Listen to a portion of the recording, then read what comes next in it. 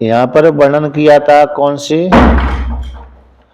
कि ब्रह्मा जी का जो दिन है और ब्रह्मा जी की जो रात्रि है, तो उसका काल कितना है कि चारों युग है, सतयुग, त्रेता, द्वापर और कलयुग। ये चारों युग जब एक एक हजार बार घूम जाते हैं तब ब्रह्मा जी का दिन होता है। और उसी प्रकार से जब सतयुग, त्रेता युग, द्वापर युग और कलयुग, ये चार युग जब घूम जाते हैं तब ब्रह्मा जी की उतनी बड़ी ही रात्रि होती है। जितना बड़ा दिन होता है उतनी बड़ी ही रात्रि होती है। तो ब्रह्मा जी के दिन में प्रजा जाग जाती है, अतः सृष्टि हो जाती है।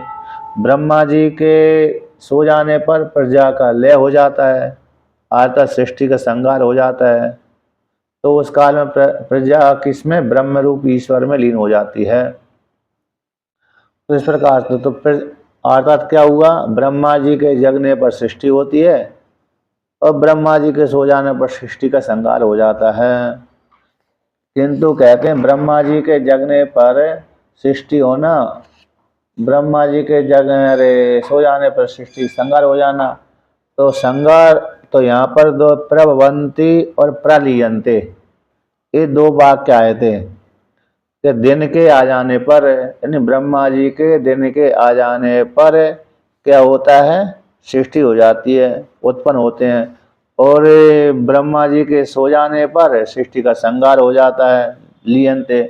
तो क्या ब्रह्मा जी के एक दिन में जो उत्पन्न हुए थे और सायकाल होते हुए मर गए, लीन हो गए, तो क्या अगला जो दिन आएगा ब्रह्मा जी का, तो उस काल में क्या नई प्रजा पैदा होगी कि जो पूर्व के दिन में जो पैदा हुई थी वही प्रजा पैदा होगी।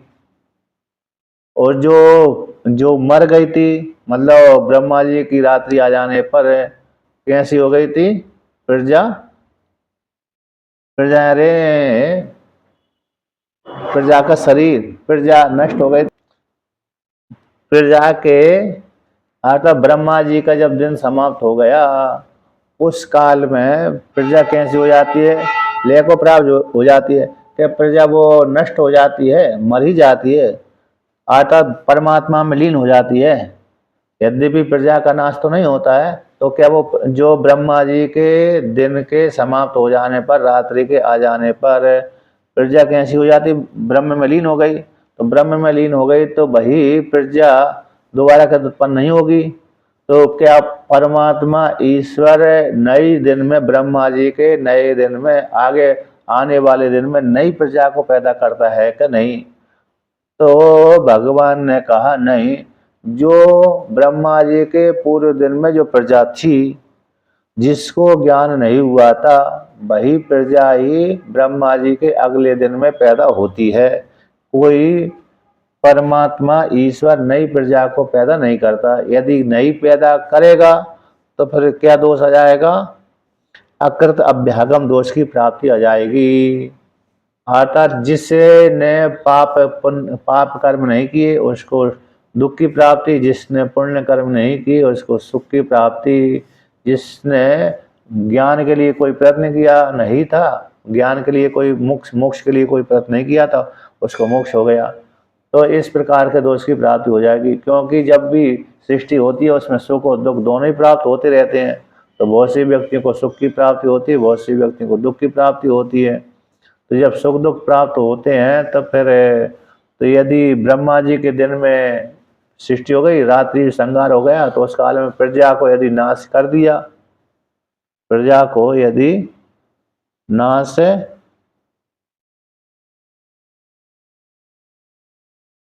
कर दिया, अतः लय हो गए ब्रह्म में।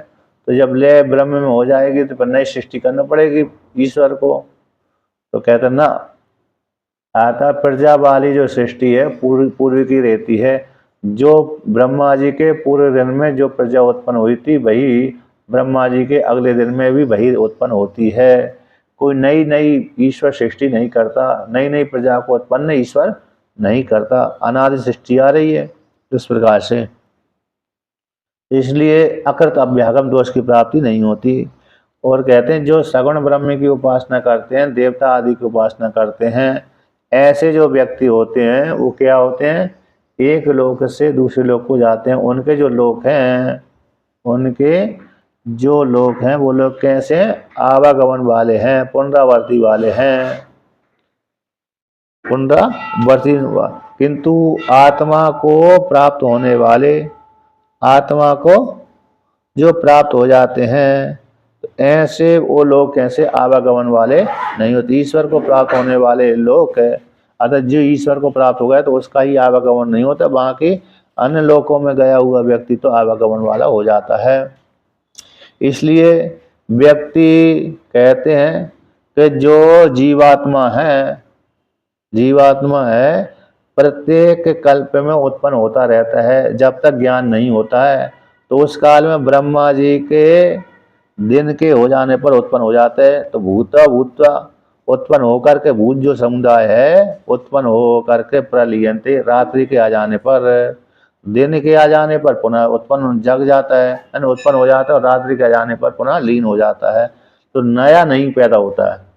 कौन नहीं होता है? जीव नया पैदा नहीं होता, बल्कि पुराना ही रहता है।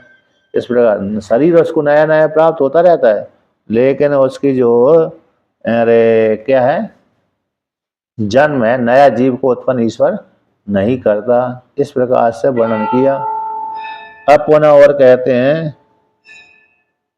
20वें श्लोक को पाठ कहते हैं कि यद उपन्यस्तम अक्षरम, जो पहले उपन्यास कर दिया है, कहाँ पर?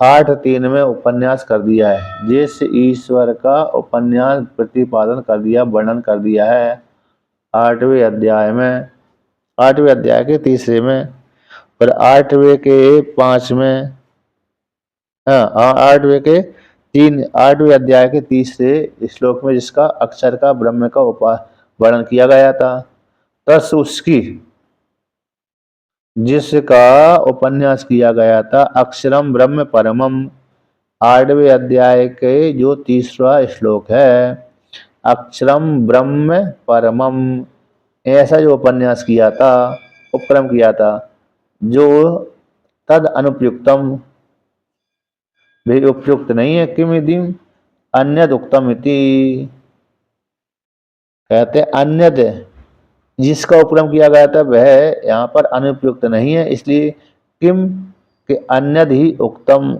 अन्य दूसरी जगह ही कहा गया है, अन्यद ही उक्तकम, अर्थात अक्षर एक बार दो बार एक अक्षर पहले वर्णन कर दिया तो दूसरे पर अक्षर कह दिया था, ओमकार की अक्षर का वर्णन कर दिया था। तो कहते हैं जो ओमकार की अक्षर तो वो उपासना के लिए था, और यहाँ पर जो अक्षर का आया है ब्रह्म रूप अक्षर का, उसकी प्राप्ति के लिए यहाँ पर वर्णन करते हैं। यद उपन्यस्तम अक्षरम, जिसका पहले ओ अक्षरम ब्रह्म परम यहाँ पर उपन्यास किया गया, उसी की प्राप्ति का उपाय निर्दिष्ट किया गया है। कौन है? ओम इति एकाक्षरम ब्रह्म इति, ओम इति एकाक्षरम ब्रह्म, जो ओम इति एकाक्षर ब्रह्म इत्यादि के द्वारा ये प्राप्ति का साधन वर्णन कर दिया। ओम रूप अक्षर है, उस परमात्मा की प्राप्ति का साधन है इत्यादि वाक्य के द्वारा। अत अब इदानीं वर्तमान काल में उसी अक्षर का ही, जिस अक्षर का, किस अक्षर का? कहते हैं अक्षरम ब्रह्म परमम, जो वाक्य में कहा गया 8:3 में कहा गया था, उसी अक्षर का ही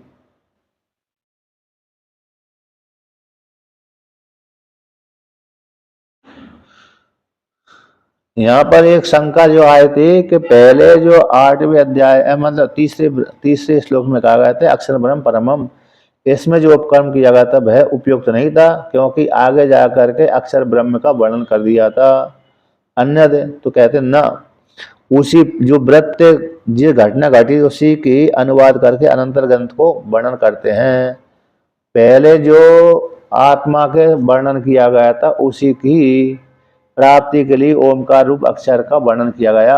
अब जो पहले उपन्यास किया गया था तीसरे श्लोक में, उसी के स्वरूप को जानने की इच्छा से अक्षरस्य अक्षर ब्रह्मण, अक्षर रूप ब्रह्म का ही स्वरूप निर्देश करने की इच्छा से, जानने की इच्छा से, स्वरूप निर्दिदीक्षया, स्वरूप को जानने की इच्छा से इदम उच्यते, यह कहते हैं। किस प्रकार से?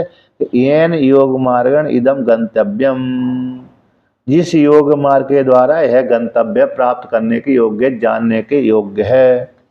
कौन है वो? ऐसा वो परमात्मा।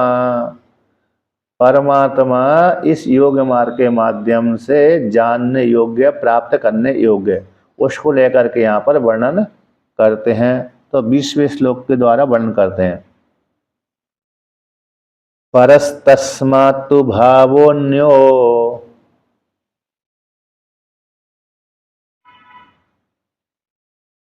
व्यक्तो व्यक्तात् सनातनः,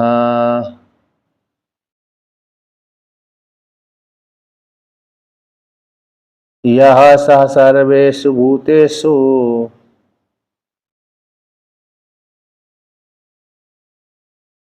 नश्यत्सु न विनश्यति।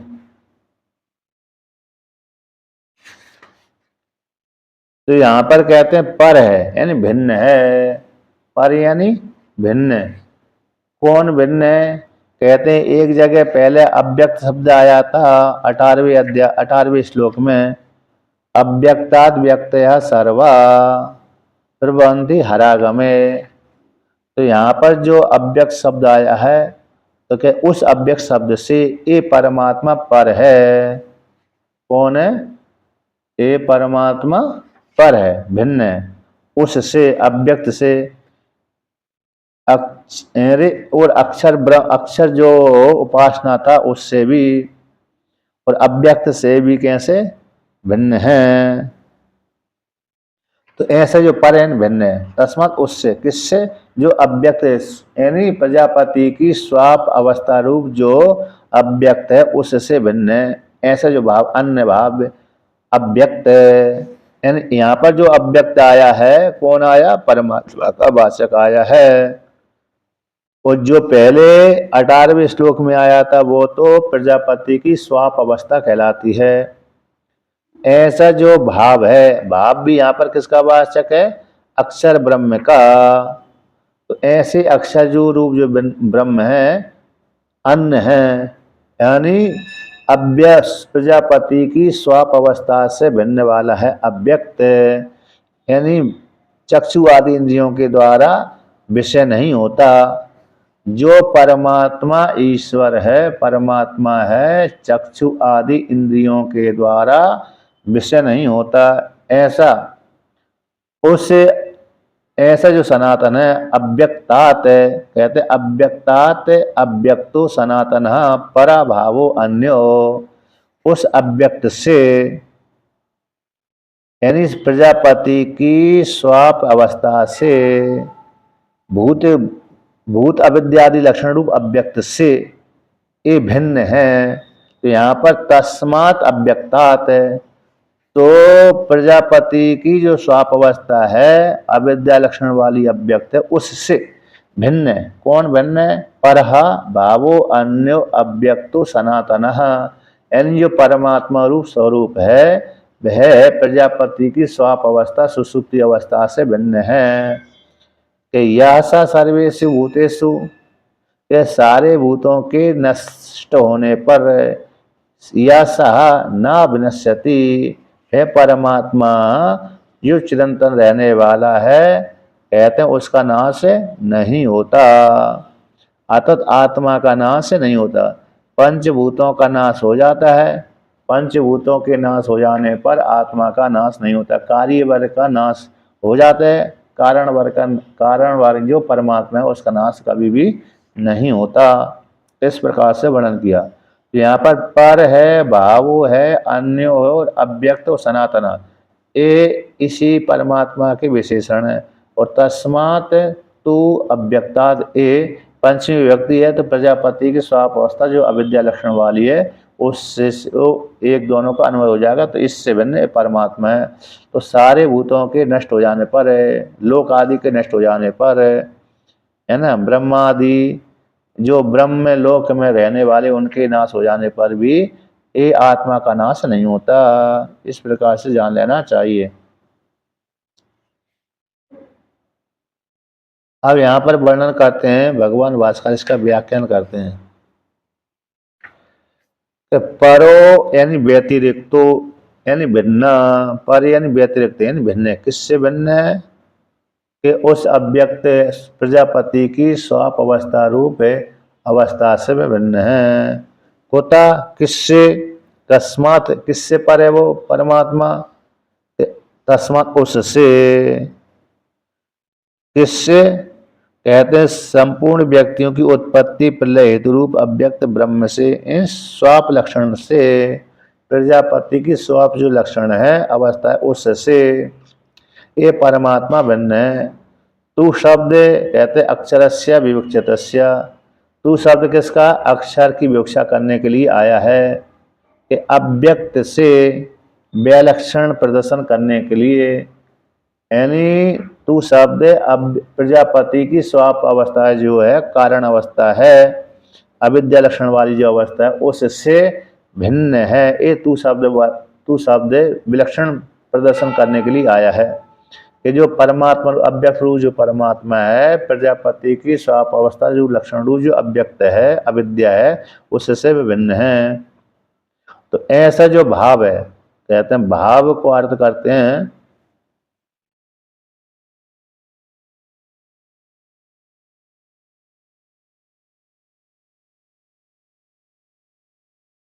यहाँ पर वर्णन करते हैं भावो। तो भावो कहते हैं भाव यानी अक्षराख्यम परम ब्रह्म। भाव शब्द किसका वाचक है? अक्षर नामक जो परम ब्रह्म है, जो सत्ता का वाचक है, उसका बोध कराने वाला है, ये भाव है।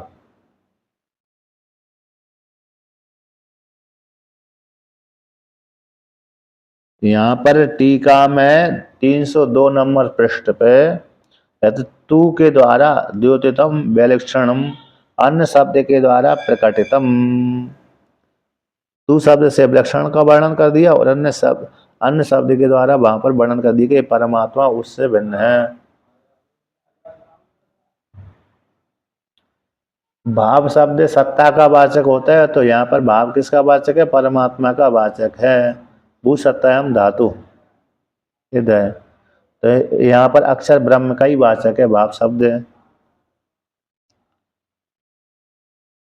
यतो भिन्नेषु अपि भाव भेदेषु सालक्षणम आलक्ष्यते ततश्च अव्यक्ताद् भिन्नत्वेपि ब्रह्मणः तेन सादृश्यम आशंकते तन्निवृत्ति अर्थम अन्य पदम। कहते हैं जिससे भिन्न होने पर, यह तो जिस कारण से भिन्न भाव भेद के भिन्न होने पर भी सालक्षण देखे जाते हैं, इसलिए तथा उसी प्रकार अव्यक्त से भिन्न होने पर भी ब्रह्म का तेन सादृश्य शंका हो जाएगी, क्योंकि अव्यक्त भी जो प्रजापति अवस्था भी अव्यक्त है और परमात्मा भी अव्यक्त है।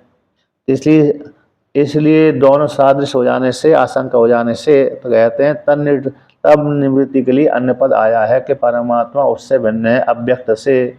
अतः कौन से अव्यक्त से? प्रजापति की स्वाप अवस्था अर्थात जो प्रकृति है, माया है, अविद्या है, उससे भिन्न। क्योंकि ये भी कार्य रूप के द्वारा तो देखी जाती है, कारण रूप से नहीं देखी जाती, चक्षु आदि इंद्रिय का विषय नहीं है, अनुमान के द्वारा जानी जाती है। प्रकृति को सांख्य दर्शन वाले अनुमेय मानते हैं। क्या मानते हैं? अनुमेय, अनुमान के द्वारा ही जानी जाती है, प्रत्यक्ष प्रमाण के द्वारा नहीं जानी जाती। किंतु उसके कार्य वर्ग देखे जाते हैं। प्रकृति का जो कार्य वर्ग है पंचमहाभूत, वो हमारे चक्षु आदि इंद्रिय का विषय बनते हैं। अब पुनः और कहते हैं कि व्यतिरिक्तत्वे सति अपि सालक्षणम प्रसंगो अस्ति। के व्यतिरिक्त होने पर भी कौन आया न तस्मात् परस्भाव अन्यो अव्यक्तो अव्यक्ता सनातना। जो परमात्मा व्यतिरिक्त है, भिन्न है, तो व्यतिरिक्त भिन्न होने पर भी सालक्षण वाला है, यानी अव्याकृत भी प्रजापति की स्वाभ अवस्था जो अविद्या लक्षण वाली है, वो भी कैसी है? अव्यक्त है। उसी प्रकार से ब्रह्म भी अव्यक्त है।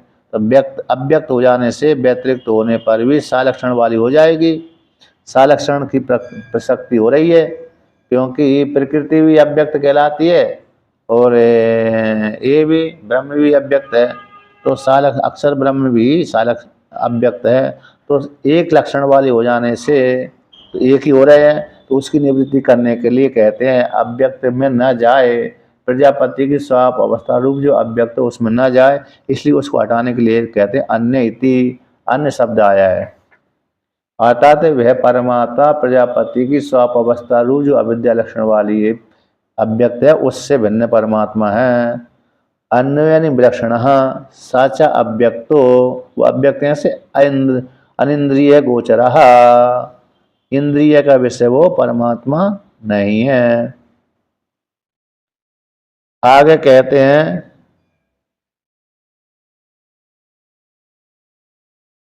परस तस्माद इति उक्तम, वह पर है किससे, उससे।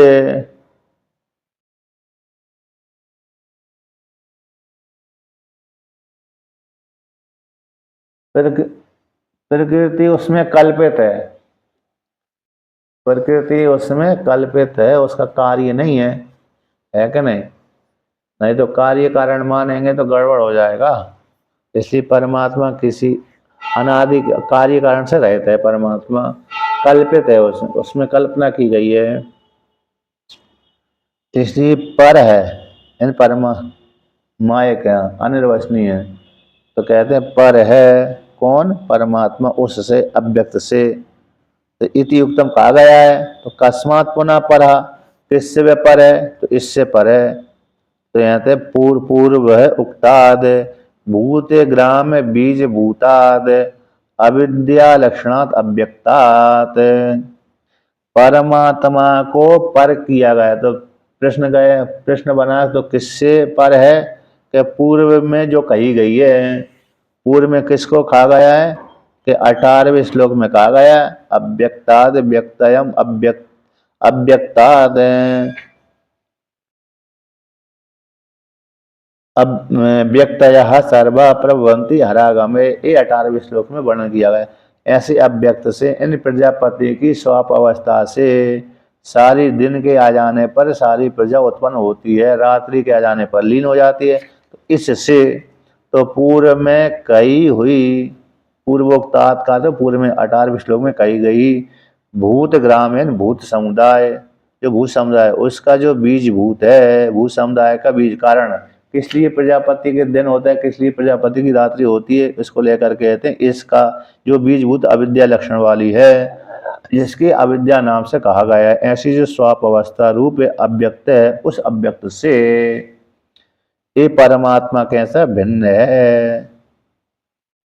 अविद्या लक्षण वाला जो अव्यक्तात है, ऐसी उससे जो सभी प्राणियों की बीजभूत है, उत्पत्ति में हेतु बनती है, ये इससे विलक्षण है, इससे भिन्न है परमात्मा।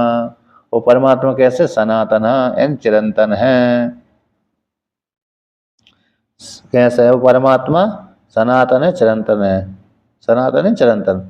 या सह भावा सर्वेषु भूतेषु ब्रह्मादिषु नश्यसु न विनश्यति, के जो भाव पदार्थ है परमात्मा, सभी प्राणियों के भीतर रहने वाला जो परमात्मा है, सर्वेषु भूतेषु, जितने भूत प्राणी देख रहे हैं, ऐसे ब्रह्मादि जो प्राणी देख रहे हैं, उनके नष्ट हो जाने पर भी न विनश्यसि, वह परमात्मा का नाश नहीं होता। अब आगे कहते हैं कि सर्वम ही विनश्यत यानी विकार जातम, विकार समुदाय सारा कैसे नष्ट हो जाता है, किंतु कहाँ तक नष्ट होता है, पुरुषांतम, पुरुष पर्यंत तक के विकार समुदाय नष्ट होता है। पुरुष का नाश, पुरुष के सहित नाश नहीं होता, पुरुष के सहित नाश नहीं होता, बल्कि विकार समुदाय का ही नाश होता है पुरुष पर्यंत तक, यानी आत्मा पर्यंत तक। आत्मा को छोड़ दिया जाता है, आत्मा के सीमा तक ही संपूर्ण जगत का नाश हो जाता है। सा कहते विनश्यति पुरुष पर्यंतम, विनश्यति सा तो विनाश हेतु अभावात न विनष्टुम अर्हति, किंतु वह परमात्मा विनाश के हेतु काबा हो जाने से मरता नहीं है, आत्मा का नाश नहीं होता बल्कि जगत का नाश हो जाता है। इस प्रकार से वर्णन किया ये 20वें श्लोक के द्वारा। अब पुनः और कहते हैं अव्यक्तो, अव्यक्त को लेकर कहते हैं ये परमात्मा कैसे स्वरूप, इस ये परमात्मा का स्वरूप अव्यक्त जो अक्षर परमात्मा है इस स्वरूप वाला है, उसको लेकर कहते हैं ऐसे ईश्वर की उपासना करने वाला, भजन करने वाला, सेवन करने वाला व्यक्ति उस परमात्मा को प्राप्त होता है, उसको लेकर के यहाँ पर वर्णन करते हैं। अव्यक्तोक्षर इत्युक्तस्य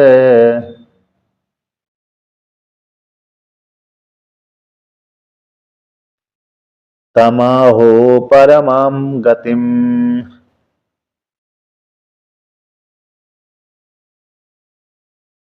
यं प्राप्य न निवर्तन्ते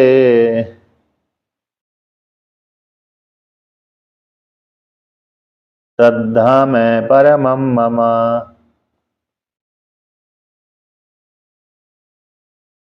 तो यहाँ पर वर्णन करते हैं ऐसा जो अव्यक्त है प्रकृति भूत पर कारण से अविद्या लक्षण रूप जो अव्यक्त उससे भिन्न अक्षर ब्रह्म, अव्यक्त जो अक्षर ब्रह्म है वो भिन्न है। इति युक्त से जो कहा गया है तम उसको, जो प्रकृति प्रजापति की स्वाप अवस्था रूप अव्यक्त से भिन्न ऐसे जो परमात्मा जो 8वें श्लोक में कहा गया है, 30वें श्लोक में कहा गया था अक्षरम परमम ब्रह्म, ऐसे जो अक्षर ब्रह्म है तम उसको, ऐसे अक्षर ब्रह्म को आहु लोग कहते हैं। कैसे क्या कहते हैं? परमाम गतिम, परम गति को इस अक्षर परमात्मा को प्राप्त होकर के यम प्राप्त होकर के न निवर्तनते, परमाम गतिम यम प्राप्य न निवर्तनते, परम गति को जो प्राप्त हो जाते हैं, परम गति को जो प्राप्त हो जाते हैं वो प्राप्त होकर के उस परमात्मा को प्राप्त होकर के न निवर्तनते, लौट करके नहीं आते।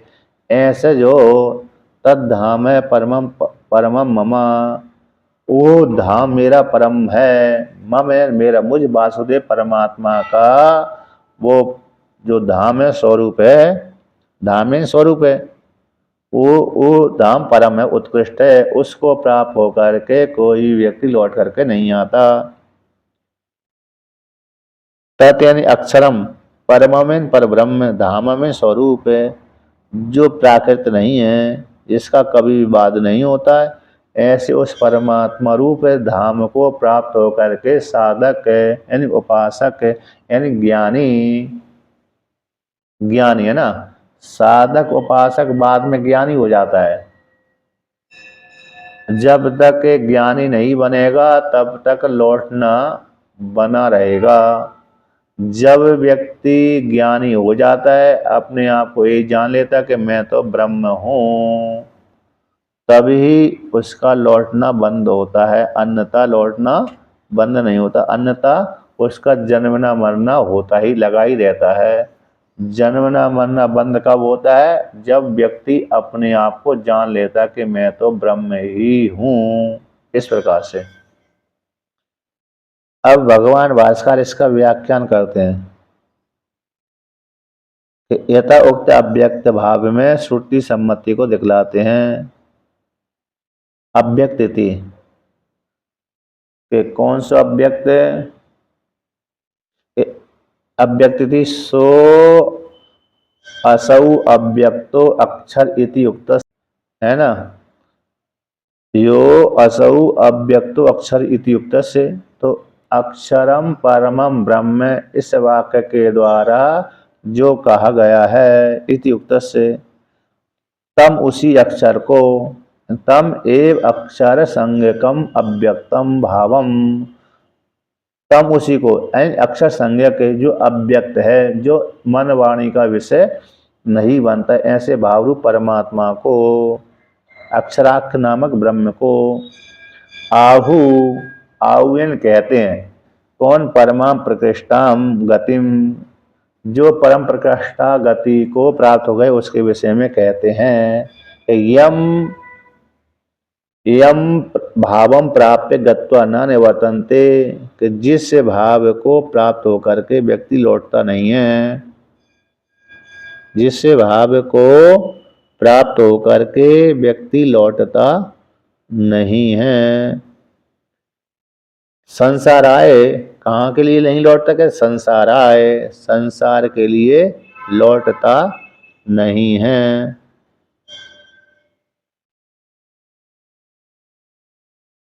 संभव नहीं है। यहाँ पर टीका में आया है, टीका में 303 नंबर पृष्ठ पे कहा गया, यो असौ अव्यक्तो भावो, है जो परमात्मा है।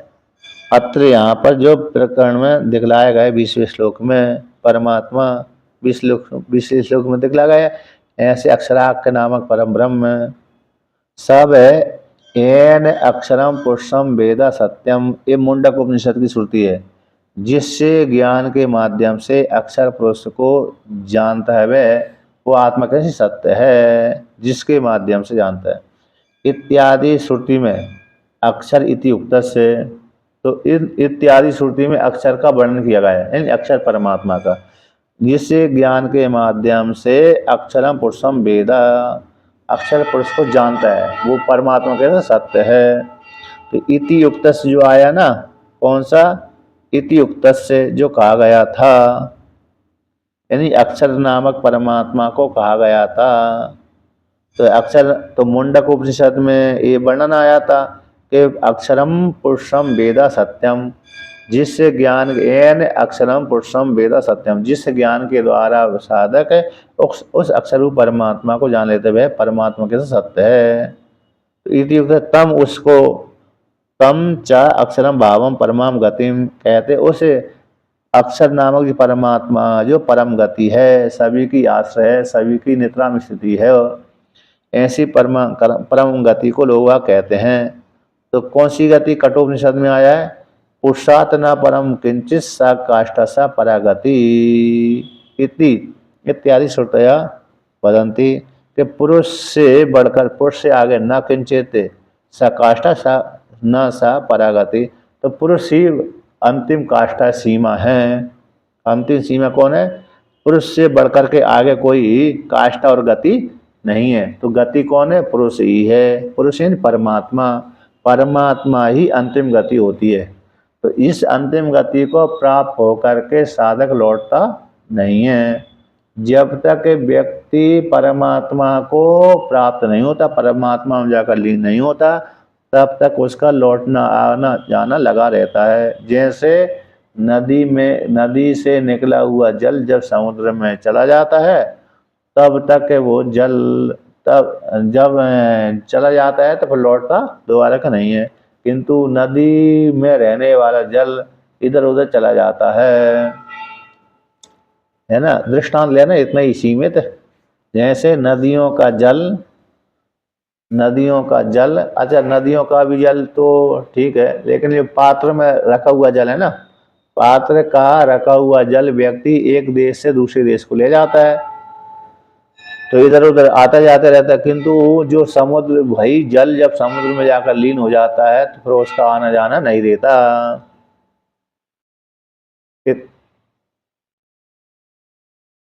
हाँ, यही पराकाष्ठा ही परागति है।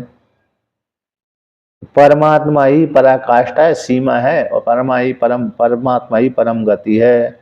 तो ऐसे जो धाम परमात्मा का है, उस धाम को प्राप्त होकर के, इन परमात्मा को प्राप्त होकर के व्यक्ति लौटता नहीं है। इसलिए कहा, जिस भाव को, इन परमात्मा भाव को प्राप्त होकर के न निवर्तनते, संसार के लिए, तद धाम यानी स्थानम परम परमम प्रकृष्टम मम विष्णु हो परमम पदम इति, ऐसे विष्णु का जो परम पद है। तो यहाँ पर विष्णु शब्द से विष्णु लोक वाले विष्णु नहीं लेना यहाँ से, क्योंकि विष्णु शब्द से विष्णु भगवान का लोक भी आ सकता है। कहते वो विष्णु लोक नहीं लेना, तो कौन सा लोक लेना? परमात्मा वाला विष्णु। वेदांतियों वाला विष्णु अलग हो गया, वैष्णव वाला विष्णु भगवान अलग हो गए। ठीक है ना। क्योंकि वेदांती वाले विष्णु अलग ही होते हैं। दो विष्णु हो गए ना, कभी देखा है आपने दो विष्णुओं को? सुना है कि नहीं सुना? हरिओम।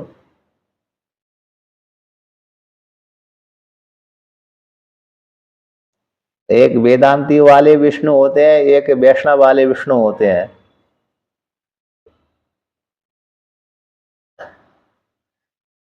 वेदांत वैष्णव वाले विष्णु क्षीर सागर में रहते हैं, वैकुंठ लोक में रहते हैं। ये हो गए वैष्णव वाले विष्णु। वो वेदांत वाले विष्णु यानी व्यापक ब्रह्म। वेदांतियों का जो विष्णु होता है वो व्यापक होता है, ब्रह्म होता है, उसी को ब्रह्म कहते हैं। वो धातु के माध्यम से ही निर्गुण निराकार परमात्मा ही यहाँ पर विष्णु का वाचक होता है। वो उसको वेदांती वाले विष्णु कहते हैं।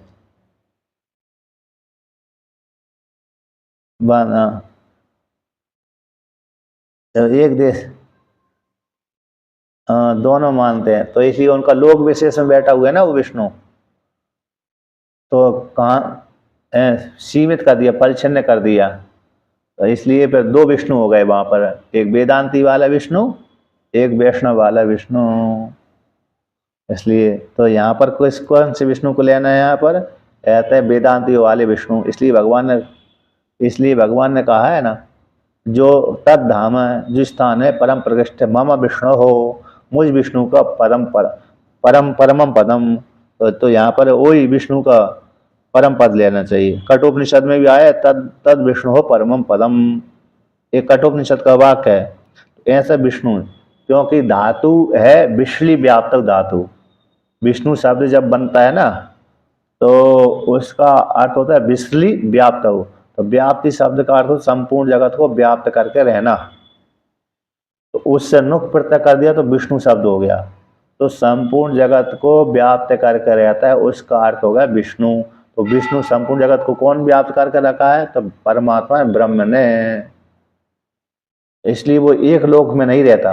एक लोक में रहेंगे तो उपाधि वाला हो जाएगा, उसको उपाधि वाला मानना पड़ेगी एक लोक वाला विष्णु तो। लेकिन जब वो व्यापक मानेंगे तो उपाधि से रहित हो जाता है। वो उपाधि से रहित होता ही वो व्यापक हो जाता है। तो ऐसा जो वेदांती वाला विष्णु है व्यापक ब्रह्म, उस व्यापक ब्रह्म को प्राप्त हुआ व्यक्ति पुनः लौट करके संसार के लिए नहीं आता। हाँ, मतलब इसका ये ब्रह्म है। तो यहाँ जब जब भी वाक्य आता है ना, विष्णु वेदांत के प्रसंग में विष्णु शब्द आता है ना, तो वहां पर व्यापक ब्रह्म लेना चाहिए। परिच्छिन्न लोक विशेष का विष्णु नहीं लेना चाहिए, नहीं तो लोक विशेष का अर्थ ले लेंगे तो गलत गलत हो जाएगा। इसका ये तात्पर्य है। कहते हैं तल्लब्धेर उपाय उच्यते, उस परमात्मा की प्राप्ति का उपाय को यहाँ पर वर्णन करते हैं कि जो व्यापक विष्णु का स्वरूप है, यानी लोक विशेष है, लोक है, यानी परमात्मा की प्राप्ति किस साधन से होती है, ऐसे जो वर्णन कर दिया कि ऐसे विष्णु का जो परम पद है, तो ऐसे परम पद की प्राप्ति किस साधन से होगी? या कर्म से होगी, कि उपासना से होगी, कि ज्ञान से होगी, कि भक्ति से होगी, किस से होगी? उस परमात्मा की प्राप्ति के लिए साधन के विषय में वर्णन करते हैं।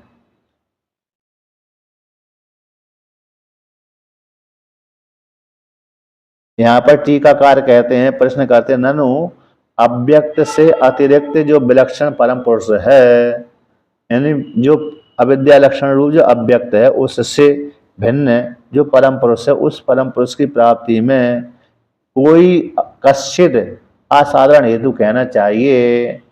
साधारण नहीं होना चाहिए, तो असाधारण हेतु कहना चाहिए कि क्योंकि उस साधन की प्राप्ति हो जाने पर परीक्षा पूर्वकारी तथ्य प्रेक्षया प्रवृत्तो निर्वृणोति। जब असाधारण साधन होगा तो यानी विशिष्ट साधन होगा, तो विशिष्ट अधिकारी व्यक्ति उसकी प्राप्ति में प्रयत्न करेगा। जो ईश्वर है वो परम पुरुष है, जो परम गति, जिस गति को प्राप्त होकर के व्यक्ति लौट करके नहीं आता, ऐसे जो परम पुरुष है, उस परम पुरुष की प्राप्ति में कोई साधारण साधन नहीं होना चाहिए, असाधारण यानी विशिष्ट साधन होना चाहिए। इसलिए जिस विशिष्ट साधन की प्राप्ति हो जाने पर जो ज्ञान पूर्वक अधिकारी है, कौन है, ज्ञान पूर्वक अधिकारी है, उसको वो अधिकारी उस ज्ञान के माध्यम से, प्राप्ति की इच्छा के माध्यम से उसको प्राप्त हो जाएगा, प्रवृत्त हो जाएगा। प्राप्ति के लिए प्रवृत्त हो गया तो प्रवृत्त हो जाएगा, तो फिर वो उसका चिंतन करता रहेगा। तो उसके लिए यहाँ पर वर्णन करते हैं। तो किस प्रकार से जो निर्गुण परमात्मा है उसकी प्राप्ति किस साधन से होती है, किस प्रकार से चिंतन करने से परमात्मा की प्राप्ति होती है, उसको लेके 22वें श्लोक का पाठ करते हैं। पुरुषः सः परः पार्थ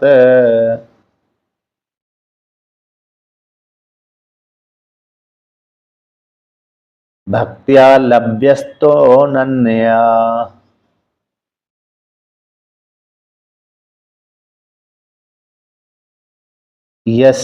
यस्यान्तःस्थानि भूतानि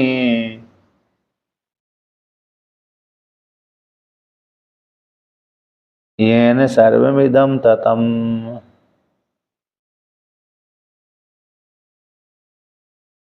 कहते हैं पुरुषः स परः पार्थ, हे पार्थ जय सा पुरुषा परा, जो पुरुष है सबसे उत्कृष्ट है, जो परम पद है, उस पुरुष की प्राप्ति कहते किससे होगी कि अनन्य भक्त्या लभ्यस, अनन्य भक्ति के द्वारा।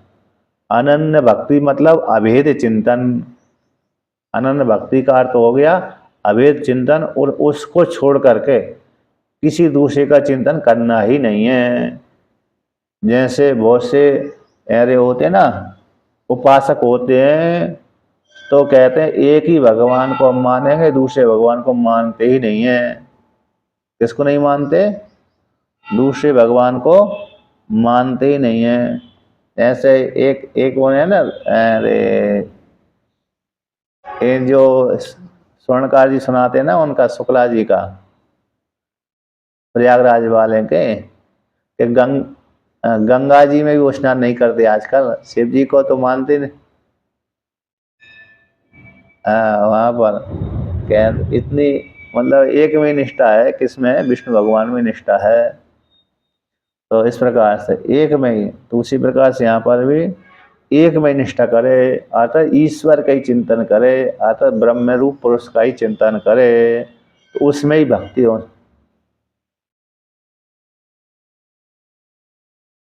नहीं नहीं, यहाँ पर उसका दर्शन का वो नहीं है, मतलब यहाँ सभी दर्शन सभी का है, मतलब परमात्मा का चिंतन, सभी को परमात्मा रूप से जान करके चिंतन करे। जहाँ भी दर्शन करने जा रहे हैं ना, वो तो लौकिक व्यवहार है, अच्छी बात है। राम का दर्शन, कृष्ण का दर्शन, विष्णु का दर्शन, शिव का दर्शन, ये सभी का दर्शन करना चाहिए। नहीं, उदाहरण उनको वो कट्टर वाले थे ना, वो मानते नहीं दूसरे को, उसके लिए मैंने बोला था। हाँ, उनको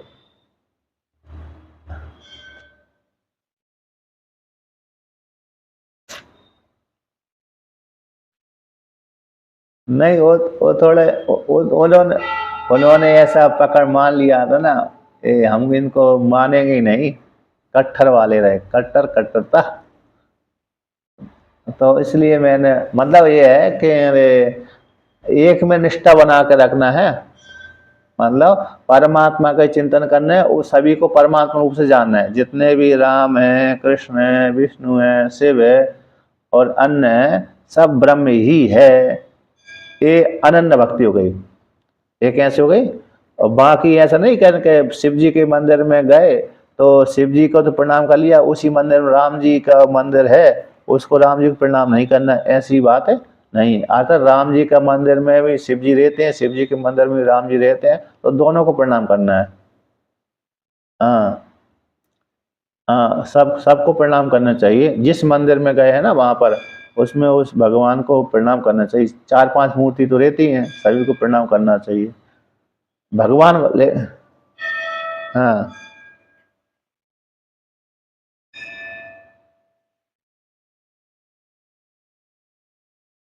कर सकते हैं, उसमें कोई भेद नहीं रहता है।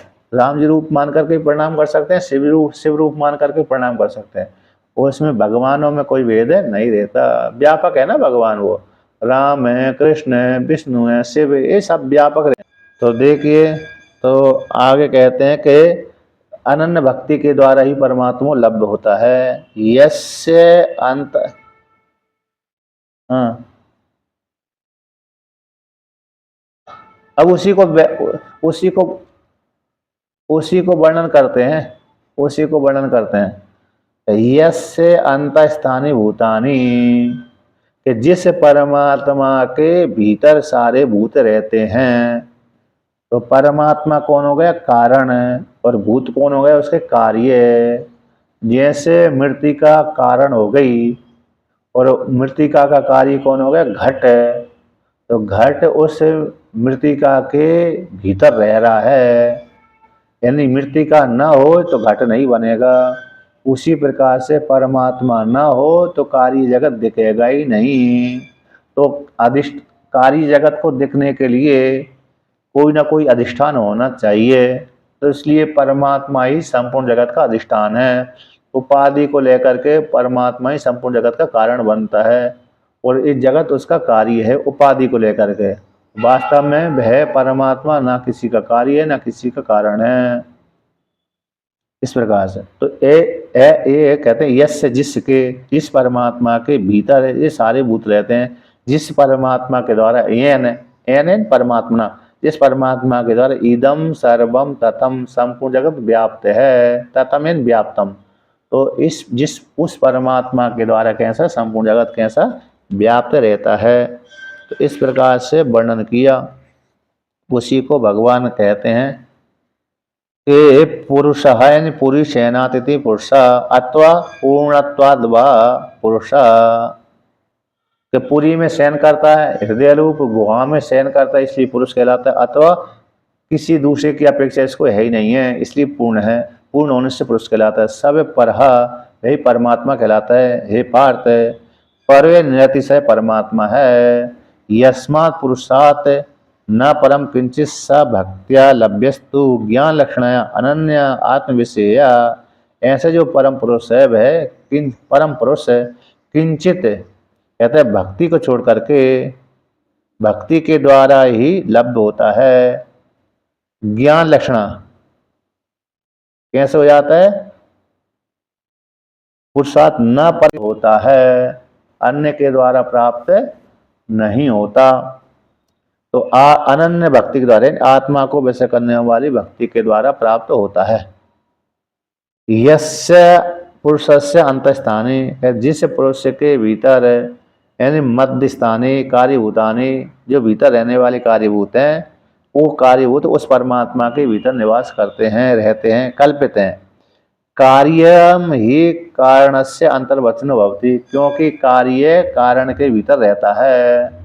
जैसे मृतिका के भीतर घट रहता है, तो ये उसी प्रकार से संपूर्ण जगत भी उस परमात्मा के भीतर कल्पित है, क्योंकि परमात्मा संपूर्ण जगत का अधिष्ठान है। येन पुरुषेण सर्वम इदम जगत जगत तथम एन व्याप्तम आकाशन एव घटादि, जिस पुरुष के द्वारा संपूर्ण जगत व्याप्त है, जैसे आकाश के द्वारा घट व्याप्त रहता है। घट आकाश में तो है, आकाश से बाहर भी है और भीतर भी है। घट के बाहर भी आकाश है और घट के भीतर भी आकाश है, इसलिए अरे आकाश घट को व्याप्त करके रहता है। उसी प्रकार से संपूर्ण जगत परमात्मा में कल्पित है और नाम रूप कल्पित है, नाम रूप कल्पित हैं, और संपूर्ण जगत को परमात्मा व्याप्त करके रहता है।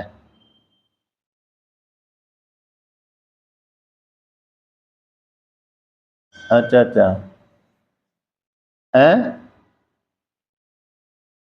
हाँ सृष्टि कल्पित है, हाँ सृष्टि कल्पित है। नाम रूप भी उस परमात्मा में कल्पित ही हैं। तो कभी कभी आवाज कटने लगी, हो सकता है। हाँ हाँ,